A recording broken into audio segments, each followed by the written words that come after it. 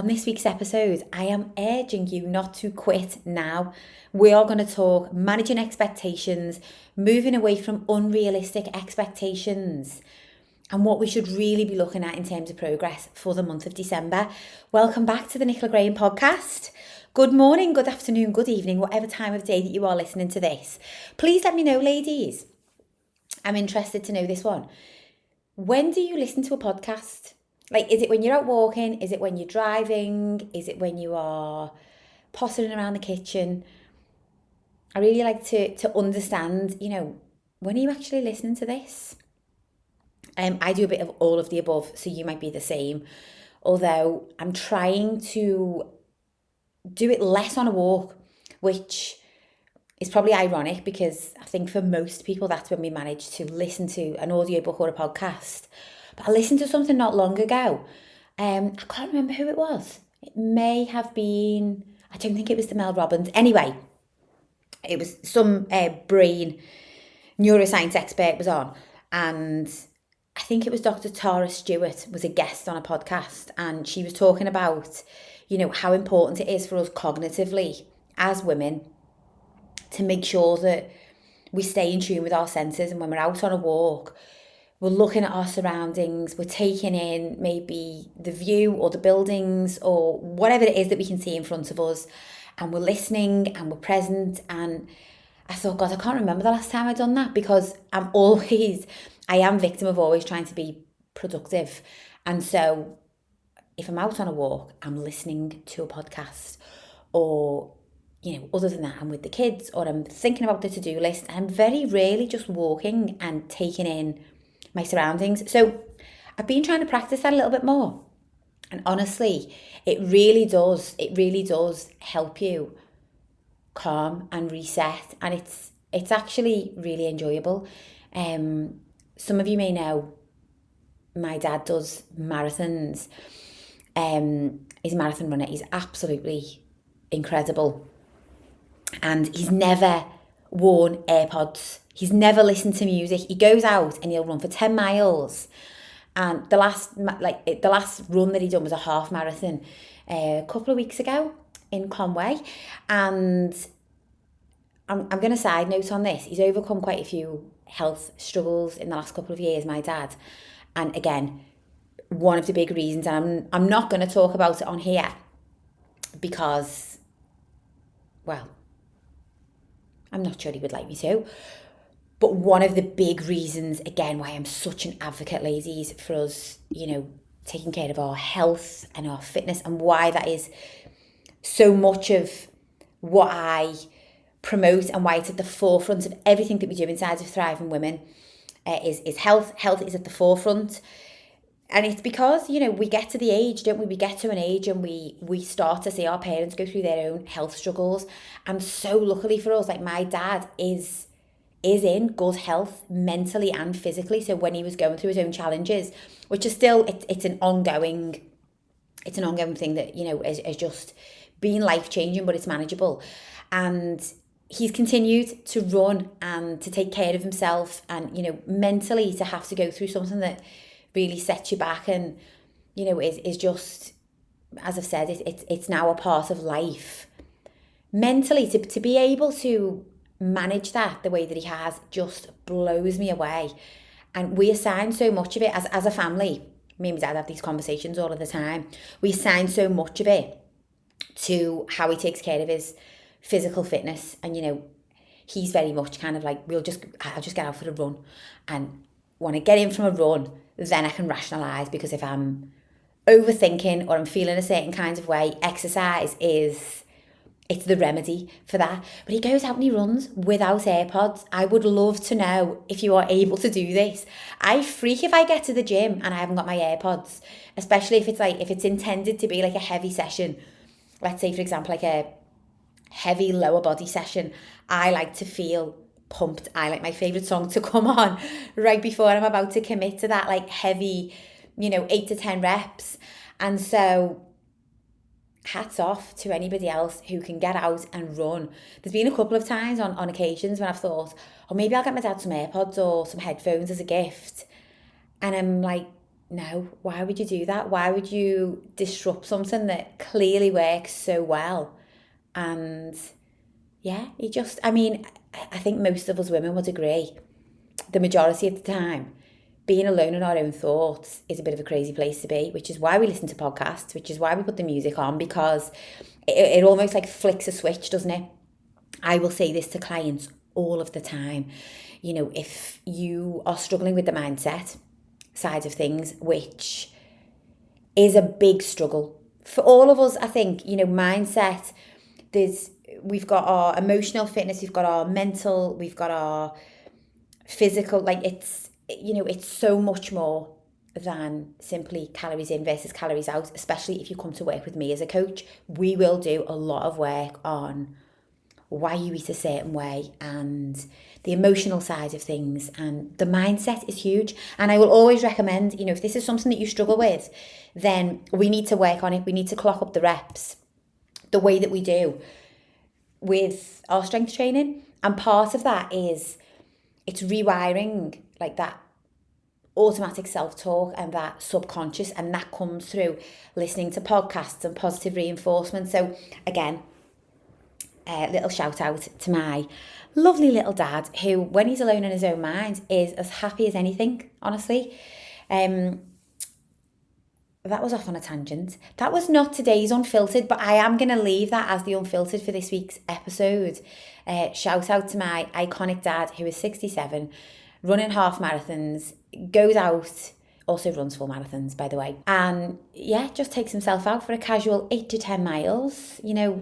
I'll get on the phone to him and I'm like, what have you been up to? And just went for a little jog. Oh yeah, what did you do? Where did you go? And he's like, ran into town and back, which, is like, he lives half an hour outside of Liverpool city centre. And I'm just consistently blown away. And I see now at the age that he's at, the importance of the decisions and the lifestyle that he's led with relation to fitness. And yeah, we've had to make some big changes to diet in the last couple of years. And that's just because, as we age, what we require changes. But it's really had me looking forward and thinking, okay, I am 42. I know how much I still need my parents, and I look at how they've taken care of themselves, and I also want to be in that position for my kiddos. And so, a bit deep, it's not everybody's drive. I think a lot of women that I speak to, we talk about the importance of, we want to be fit and healthy for our kids, but then from a mindset perspective, it's so hard to move away from, but in the next couple of weeks, I want to be this weight, this dress size, I want to have these aesthetic goals, and looking at what everybody else is doing on social media, and we lose sight of that bigger goal, which if we were just focused on that goal and we made all our decisions based on wanting to become the healthiest, fittest version of ourselves, ladies, let me tell you this, fat loss would become a breeze, because you will not struggle with carrying excess body fat when you are in a position where everything that the actions, the way that you prioritise your time, the foods that you buy, the way that we decide to spend our money even, there's women who will not justify paying for a gym membership, but then will spend the same amount of money on a takeout and a bottle of wine. And it's like, where we place our value. If we were driven by, I just want to get in my best physical and mental shape from a perspective of health, I guarantee it would feel so much easier. But that's for another episode. Today I want to talk about these expectations that we put on ourselves in the month of December, which it's a wild old month. We're on the 11th of December already. Eek! A whole week since we last spoke. I don't know about anybody else. So we have a family calendar in the kitchen with everybody's comings and goings and the kids' parties and clubs. And honestly, there is no wiggle room. I am going to say right up until the 2nd of January, we have no wiggle room. I have done this for the last couple of years, and I always tell myself that I'm not going to. I'll book all of the activities, and I'm not as bad as I used to be. I did have a year when I absolutely overbooked and we didn't have a moment. Because, when the kids are little and you see things, I don't know about anybody else, but I start booking festive activities in the middle of summer. Because we see things pop up and we see the advertisements and it's like, oh, I'd love to do that and I'd love to take them there and that looks fun and that looks festive. So we're not as overscheduled with my bookings this year, but then the kids, as they're getting older and they've got their own clubs and hobbies and interests and school's got a lot going on. So the next couple of weeks is chaos. And so one of the things that I've definitely spoken to my clients about, and I know that we all struggle with, is this unrealistic expectation that we're going to be able to keep up in the same way that we do for the other, 48 weeks of the year in the month of December. And it's just not realistic. And so then what happens is, and again, I see this all of the time, and I'll speak to women in January and they'll describe this exact scenario, is that you give up. You give up and think, you know what, I'm going to come back to this in a couple of weeks because honestly, I'm fighting a losing battle at this point. I've got no time to get to the gym, prep my meals. I've got too many social occasions. I haven't got the energy. I haven't got the motivation.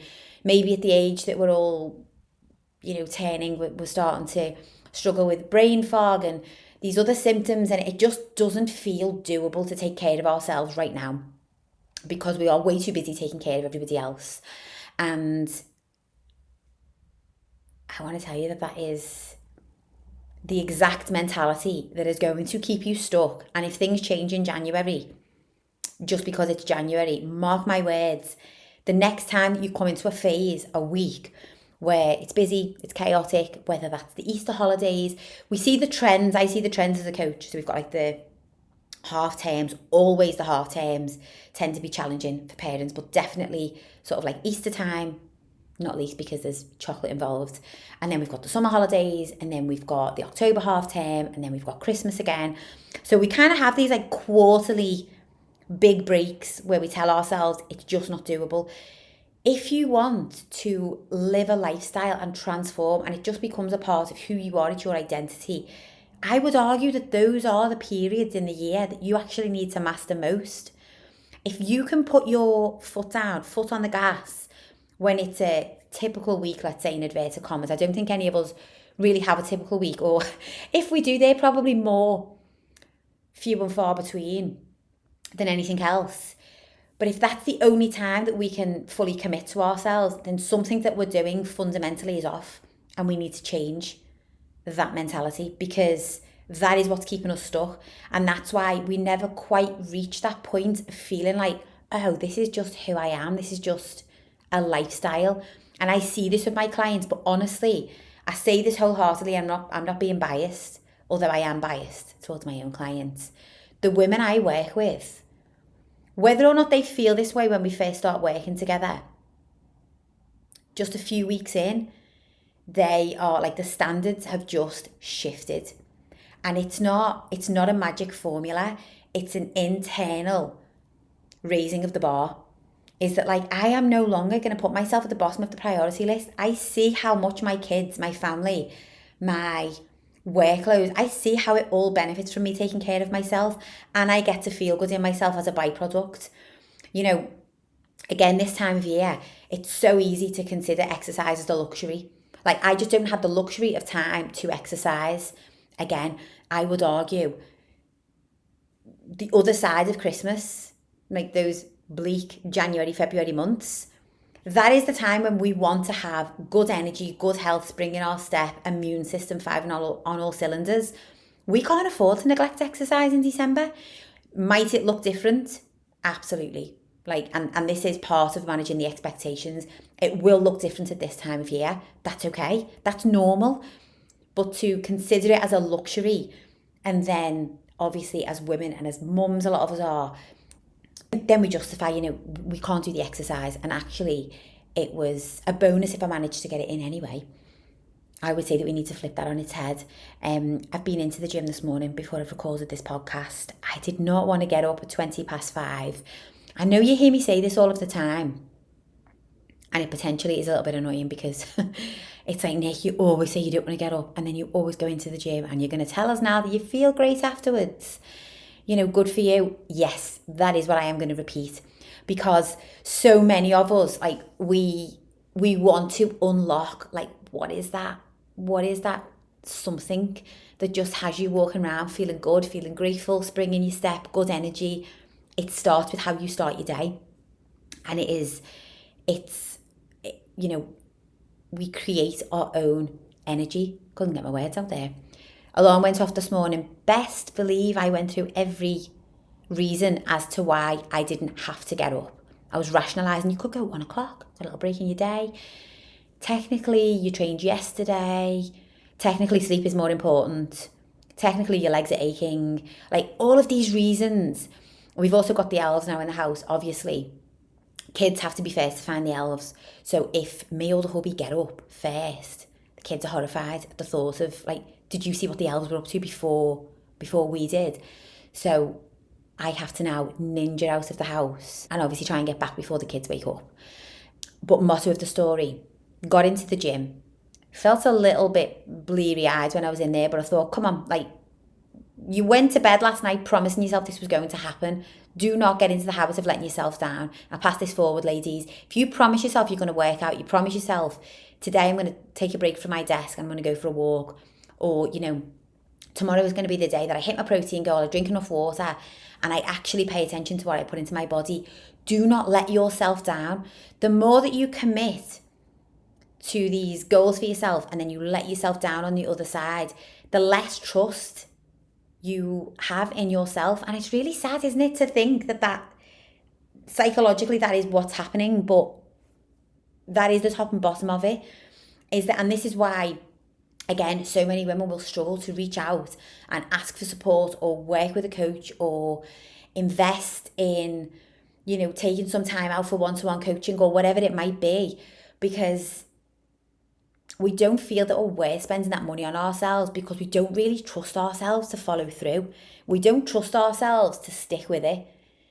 And I've spoken to many women who I will raise this in a conversation and they'll be like, yeah, that's like, how did you know? That is nail on the head. I just don't know if this is going to work for me, because I know what I'm like and I know what I eat like when I'm stressed, and I'm like, okay. So you've lost all faith in yourself because you keep promising yourself these goals and then you don't follow through, because the comfort zone, the easy side, is to let yourself down. And over time, we don't realise that if we let ourselves down enough, then we stop believing our own word to ourselves. Our word means nothing. We know that at the drop of a hat, you know what, we can choose to change our minds at the last minute. And it does take time. I'm not going to lie, like, overnight is not when that switch is going to flick. It takes time to build back up the self-belief. This is why it's so important to start really small as well, because when you start small and you commit to, okay, I'm going to do 8,000 steps a day because I've currently been doing 5, and I'm going to drink 3 litres of water. I'm not going to do anything else. This week, that is all I'm going to do. It's got to be doable, ladies. Okay, so we get to the end of the week, we look back, we go, oh, I've done what I said I was going to do. Perfect. It's almost like a little rung on the ladder. And like brick by brick, we just start to build up that self-belief. And then we start to challenge ourselves a little more. Okay, I'm going to go to the gym for the first time. Okay, I'm going to go into the weights area for the first time. Okay, I'm going to take myself out for a run. Okay, I am going to go on the night out and I'm not going to drink tonight. Or whatever it is that feels like a more monumentous goal that we're setting ourselves. We've got to build ourselves up to this slowly, because we've got to believe in ourselves that we can do it. It can sound, I don't know if childish is the right word, I can't think of another word for this, but it's really important that if you feel as though you are starting from the ground up, or you feel as though you've always been on this hamster wheel of push harder, okay, fall off. Okay, get back on, push harder again. And it's this kind of on-off mentality. It's really important that you recognise that and be willing to start small, because that is how it's built up. That is how transformation lasts. And so at this time of year, again, keeping it realistic. I struggle to say realistic expectations, okay, because I don't want you to lower your standards. That is not what I'm saying. I'm not saying, okay, make it more realistic for yourself. Are you really going to be able to stick to the diet? Are you really going to be able to not drink? Like, make it realistic. We all know you're probably going to cave and gain a shit ton of weight. That's not what I'm saying. But I am saying make it realistic so that you get to feel accomplished on the other side. I've had a client check in this week and she said, oh, Nick, I feel like I need to apologise because I've not done a workout in the last 7 days because work has been manic. And this client, the position that she's in, you know, this is the time of year when they are really busy. And she's got children and she heads a big team. And so this week, goal for the week, I've got to do this, this and this. And she set herself this big goal list. And I went back and I said, okay, first and foremost, work-wise, are we looking at the same kind of week as what you had last week? Because if we are, then we've got to be realistic. There's no point us plugging in goals that you are not going to physically be able to accomplish, because you're going to feel like you've failed yourself and you're going to feel defeated and that you've let yourself down. Versus, we just make it really doable this week for you to sustain energy, progress in the areas that matter most. We know we need to pay attention to nutrition. That's a biggie. That can always be plugged in, by the way, ladies. If you have time to eat, then you have time to eat well. I'll say that again. If you have time to eat, then you have time to eat well. Of course you do. So back and forth anyway with this client, and we've really simplified the goals. I always ask my clients, okay, goals for the week ahead. Tell me what it is that you'd like to focus on, what you want to set out to achieve. It's not for me as a coach to tell you what you need to do. I want to give you autonomy. I want you to come back to me and say, Nick, this is how the week's been. This is where I've struggled. This is the question I need to ask based on last week's struggles. These are the wins, which we absolutely need to celebrate our wins. This is a big part of Thriving Women community because, again, a lot of the time, our close-knit environment, we're not really surrounded by women who get it, or, you know, maybe family members or our partner. And so it's easy to stay stuck or to keep sort of like recoiling back into that old version of yourself. We've got to get around other women who just get it. Like other women who just, you know, they understand what a milestone it was, that you didn't drink alcohol all weekend, or that you got a personal best in the gym, or that you got in a bikini for the first time, or whatever it is that we get excited about. Sometimes it's these big goals. Sometimes it's just a smaller goal of, I went to the party and I stuck by my intentions when it came to eating and drinking. Massive, huge. Please share it into the group. Please share it into the community. Because, again, we're building this belief in ourselves. But we've got to be around other women who get it, because a really important part, I think, of mindset is that we freely celebrate ourselves, and we're good with that. It's not bragging. It's not being, you know, too overly confident or arrogant. It is not that. But we've been taught, haven't we? I think a lot of us have grown up in an environment or a society where, you know, we're very self-depreciating, and we're almost commended for that. You know, we don't speak about the things that we do well. We highlight our struggles. You'll see this on social media. If someone shares a struggle on social media, the absolute flood of support that they will get is probably double, if not more, to if somebody shared a win. And so really important that we do that. But at this time of year, those, you know, it's got to be those mini milestones. We've got to make them doable, because the most important part of the mindset work when it comes to transformation is that you get to feel accomplished. So as a coach, I'm not gonna feed you a black and white. This is the blueprint. Follow this and you can't go wrong. There's got to be some autonomy in it. There's got to be some decision making of your own. So, and coaching, I think I've maybe said this on here before, this is the difference between following a plan, just a generic plan, and working with a coach. Coaching is a relationship. It's back and forth. So you might tell me, goals for the week. This is what I'd love to achieve. Okay, I'm probably going to come back with some questions around, and sometimes it's, sometimes I will be encouraging clients to raise the bar, because we've just chatted through what the week ahead is going to look like, and actually I think we could stretch more. I think we could push a little bit harder. Sometimes it's going to be that the week ahead is going to be as chaotic as the previous week, and so let's realistically break this down, because we know that we want you to have some white space. We know we want to prioritise sleep. We're also trying to prioritise stress management, because we know how that impacts everything else. And so that's also a part of managing these expectations. But this time of year can 100% be when I see most people give up, which is the shortest way to fail, ladies. If you're struggling with this, I can never seem to crack the code and get out the other side and transform and it be a way of living. Well, if you keep giving up every time it gets busy, or every time your progress doesn't seem to be perfect, or the scale is not moving down by the exact number that you've set your mind to, then that is the shortest way that you're going to fail, because giving up guarantees one thing, and that is failure. And I don't want that for you. What we want is, we want to plug in this more realistic way of looking at the month of December. And I think that comes down to really understanding what your goal is, why it's important to you, and what you want to get out of this time of year. I put a post on social media recently, and it was just highlighting how easy it is now for us to compare ourselves to others, and how that's the biggest energy drain for us women.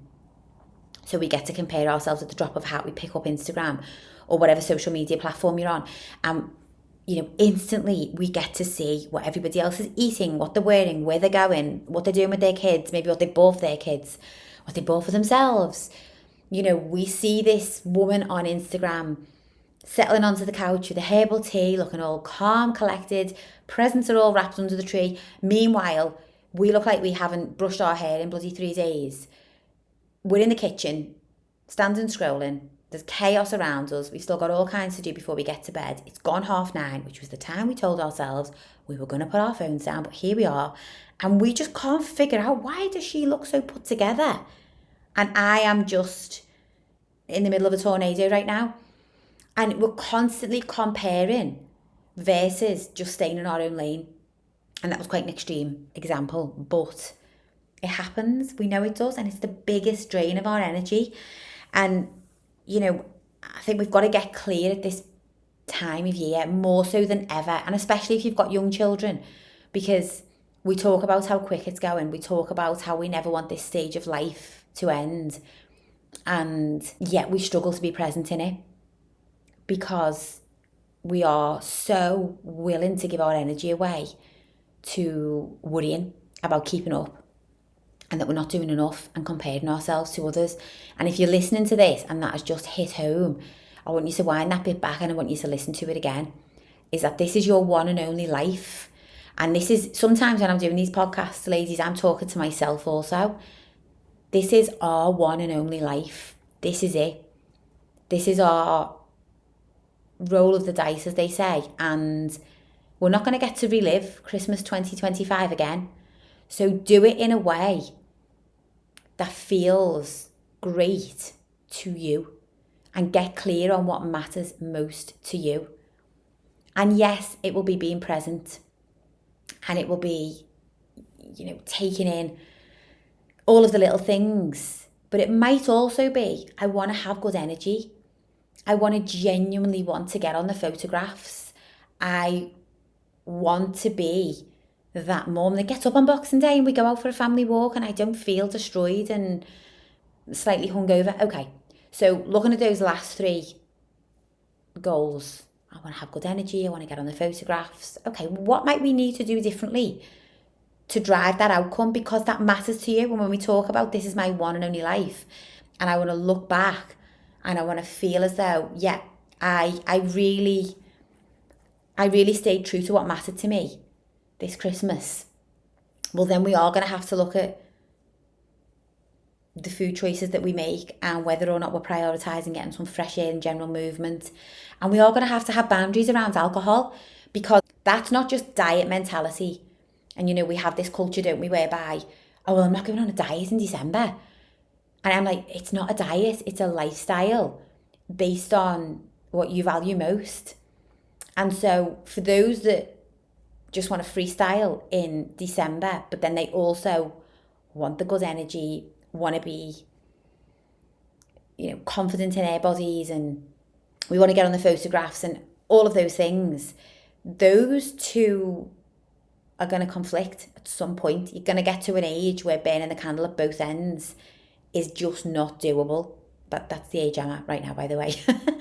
It's just not doable. I was speaking about this morning in the gym with a friend who I train with, and we were talking about, the nights out, and it's getting closer to Christmas now, and all of the things that we still got to do, which we feel very grateful for.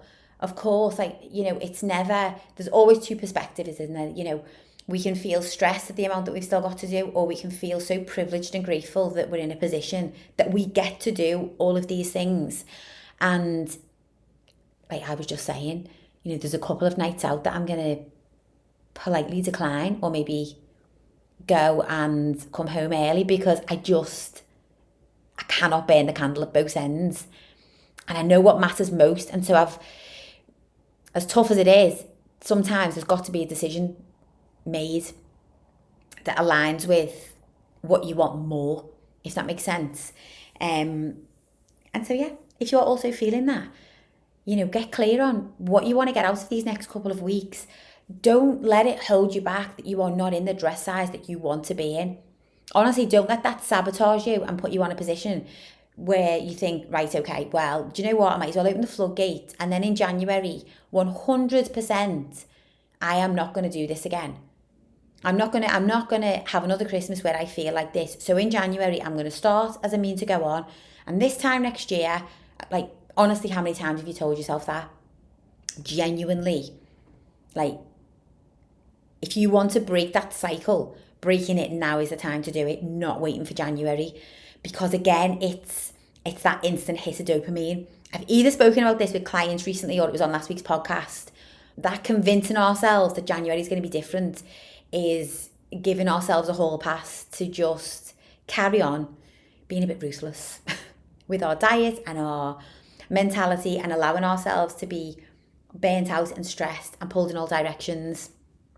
Like, we're giving ourselves the freedom to continue on like that, because we're promising ourselves it's going to change.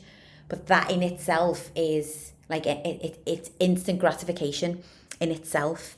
So if you've got to this point and you feel as though progress has started to slow down a little, and maybe you're a bit bemused to why you're not dropping the weight, and you're finding it really hard at this time of year to eat well, avoid the festive goodies, which, I'm all about flexibility, as you ladies know. Understand that this is a normal stage of the process. Getting to this time of year, and it's the same with the half terms and the summer and everything else, this is a stage of the process. And I will say to anybody who comes to me and says, Nick, how long do you recommend that I would work with you? My first recommendation is always, we have to commit to 90 days. We have to do 3 months together, because we want to shift the way that you think and the standards that you hold yourself to. And we want to get those physical outcomes, and we want to get those, habits and behaviours in check. Okay, beyond the 90 days, I'm going to be very realistic based on the individual.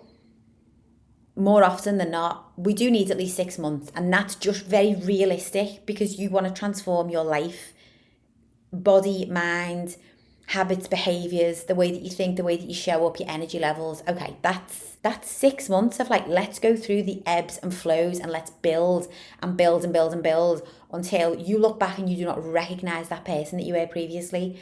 Some clients have worked with me upwards of 12 months, because you start the ball rolling. You feel fantastic. You can't believe that you've missed out on this feeling for however many years. It just gets better and better and better. And so the goalposts continue to change, and that little bit of weight that you wanted to lose is now like, it's not about that. Now it's about chasing fitness goals, or like you feel mentally so good that you want to keep pushing to these new levels. And so I would always say, if you look at a 12-month cycle, there are going to be stages throughout the 12 months where things slow down or progress looks different. So progress might look like you are just feeling more confident around people where you normally would try to shrink yourself and just go under the radar. You're able to wear the clothes that have been in the wardrobe for the last 5 years and you've kept hold of them, hoping that one day they're going to fit again. Well, now they finally do. Progress can look like, you know what, I'm going to the gym in December. I've never done this before. Normally for me in December, that's just like out of the question, but I find myself prioritising it and actually looking forward to it. Okay, huge progress. I've got something as simple as I'm working with a client who always hosts Christmas and it always stresses her out. And this year, she has kindly requested that somebody else in the family take the reins so that she can just enjoy it a little bit more. And they have done. Like, it was never a bigger deal as I think she'd made in her mind. But even that, even like just speaking up for herself, it sounds really simple, but I think we've all probably got these, like little things that we wish that we would say to make our own life easier, but then that just feels so selfish. So anyway, this client is not hosting Christmas this year. She does it every year, by the way. And she's like, oh my gosh, like I actually feel so different. And I'm like, that's not a scale weight. Like, that's not where the progress has just come from there. That is a you valuing yourself and speaking what's on your mind. And honestly, this client, and I've set this as a challenge, is now, like, the challenge is, I now want you to speak what's on your mind more. And maybe not in every scenario, but let's go the 80-20 rule. Like, instead of being the woman who takes everything on, says yes to everything, is willing to fill everybody else's cup, is willing to burn your own candle at both ends, is willing to put herself out and sacrifice our own happiness to meet other people's needs. Instead of that, show up as an equal to the conversation, put your side across, speak about what you'd like to do, where would you like to go, where do you want to eat, what do you want to drink, what time do you want to be home from the party. We've got to voice the things that matter to us, because if we keep them inside, it leads to overthinking, anxiety. And that's where, when we get home and we're on our own, we will just eat emotionally or sit scrolling for dopamine, because we're neglecting our own needs to meet everybody else's. Getting clear on what you really want, why it matters, is where you will notice the progress. And just know that there'll always be fluctuations, especially when it comes to weight or how you feel in your body and your waistline, which we're so obsessed with, aren't we? If we wake up and we feel bloated, we are questioning every decision that we made. We are questioning everything, rather than just, okay, I'm in a human body. I'm a little bit more stressed at this time of year. I definitely have not been sleeping as well. This is just feedback. Feedback from my body that I probably do need to get some rest at some point, because I'm feeling a bit bloated today. Like, understanding the human body is going to fluctuate. More so maybe at this time of year, it's the trend overall that we're looking at that matters most. So if the goal is fat loss, or the goal is, to look a certain way, feel a certain way, hit a certain number of workouts, whatever it is, we just want to make sure that the trend is moving in our favour. And the truth is, like, you will 100% question whether you're doing enough, and you will have ups and downs, and you will doubt yourself on numerous occasions. And I don't think this ever leaves us.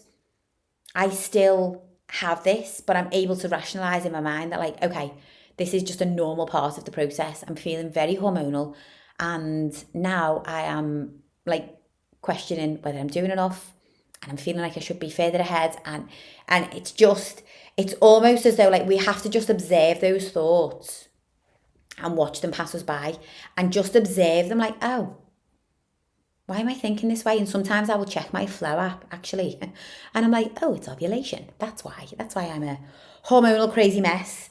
Side note on that, because I don't know if anybody else gets very agitated and hormonal.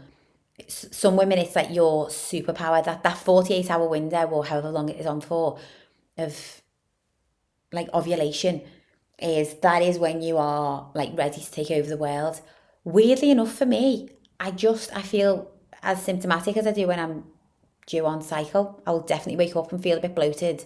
Negative chatter's a little bit louder, and I'm just a little bit more emotional. And it's so weird, and it's just for that like 48 hours. Anyway, a little bit of an overshare.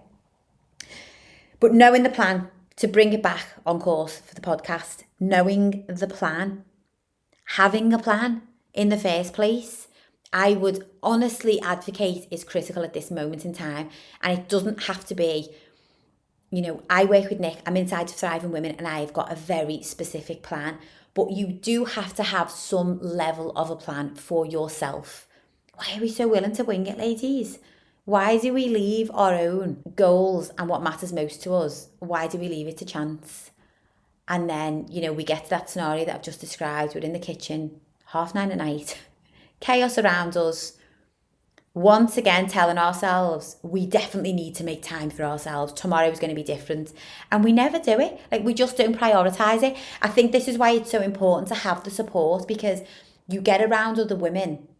I see this inside of my community, and it's such honestly, it's such a vibrant place to be around, because we see the similarities in other women. So it validates our struggles, which is important, because again, when we're in this like trap of comparing ourselves to others, we can feel as though we're the only ones struggling. And in that, then we berate ourselves, because it's like, why can we not just keep up with the Joneses? Like, what are we doing wrong? Why can we not just stay in shape? Why do I want to eat the chocolate every time I feel emotional? Whatever it is. We're around other women. Like we validate each other's struggles. We also celebrate the wins. But one of the biggest things I think about having community, especially Thriving Women, is it will encourage you and almost force you to raise the bar and raise your own standards, because you see how doable it is. And you know the drill. Like, okay, you're part of a group, and I see this all of the time, by the way. In January, different businesses must do like a step count challenge. It happens actually in all different times of the year, and I'll have clients who are like, right, I need to do 20,000 steps this week because everybody in the office is, we're having a challenge, you can do the most, and I've got to win. And it's once we're in that environment and there's exposure of results and you see what everyone else is doing, all of a sudden you are so driven to raise your game. And it's very similar. Don't go off and do 20,000 steps a day, by the way. It's very similar to being inside of any community where you're going to get support, is that you will naturally raise your standards, because the women around you get it.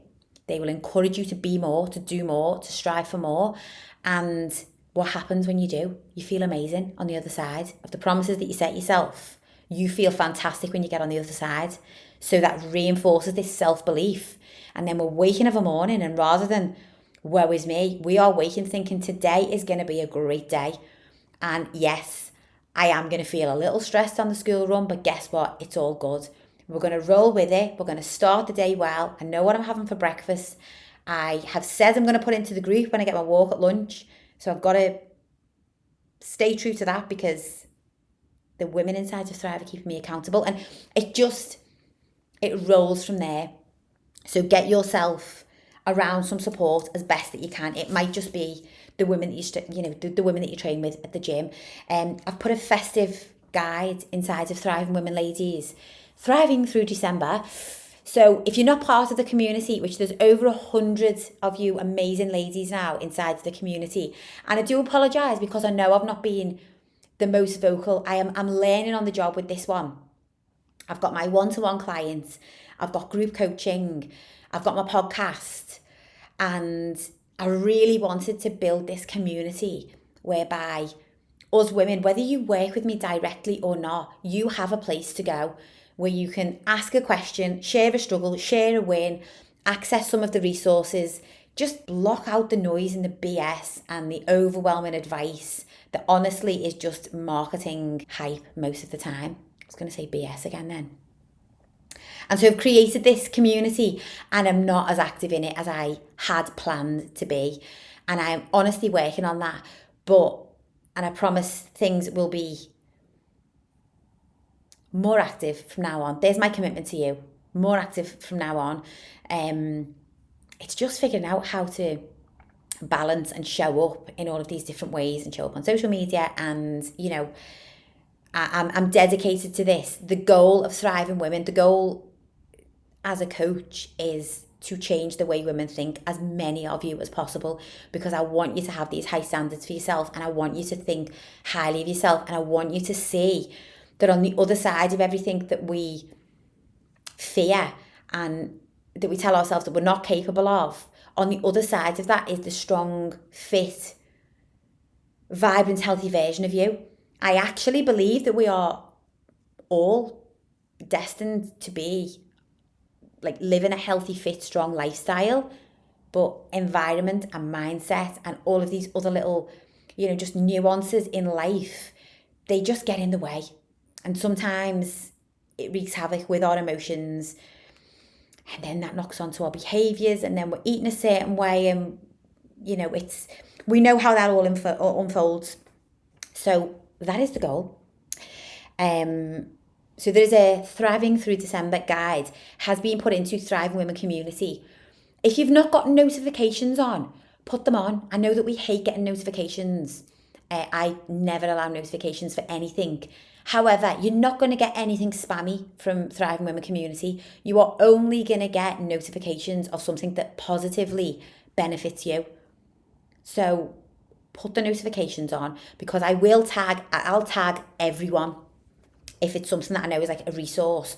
So inside of the guide, I've put a couple of quick home workouts, which can be done in the gym or at home, but 20 to 30 minutes tops. So we really can modify what we do at this time of year without having to completely disregard our workouts. There's a couple of tips around mindset in there, which I think are really useful and I'm going to be following myself. One is a 15-minute reset, which is, it's already in motion for me. I talk about sleep, I talk about stress management. I've given you some nice little nutrition festive swaps, how to navigate the cheese boards and all the good stuff. If you want to take good health and all the good stuff into account this festive season, go and download it and have a little look at it. And again, I know you've probably got PDFs and freebies coming out your ears because it's all we see, isn't it? It's all we see coaches promote. Click my free guide, DM me the words meal plan now or whatever it is. And we get it and we don't even open it. It's just in the inbox. We don't really want it. We just like the buzz of saying, yes, send it to me and I'll look at it when I get a chance. And we never do. This guide, if you open anything, if you download anything, open it and use it. Look at the mindset tips. Okay, action them. Put them in as your actionable daily steps over the next 5 days. Look at the workouts. Okay, figure out how can I plug them in. I'm going to do 2 of them in the next, 6-7 days. And just pay attention to what an impact it's making. I'm going to round that up. I think I've covered everything. I am hoping that you've listened to this and you are now feeling in a more powerful position. You're feeling motivated, you're feeling inspired to maybe give yourself a little bit more grace, a little bit more self-compassion. Remember that if health is one of your goals and you genuinely stand behind that, then you have to prioritise your health at this time of year. It can't be neglected when things get busy. That's not how we roll. That is not the life of a thriving woman. A thriving woman is able to adapt, give herself some grace, give herself some compassion, know that we cannot juggle it all, know that if our body fluctuates on the scale, that's okay. We're living in a healthy, happy body and that's the goal.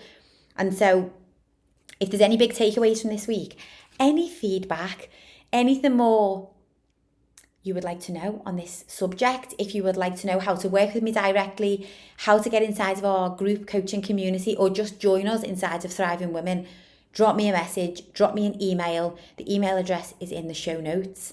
And I will look forward to catching you all on next week's episode. Thanks for listening, ladies.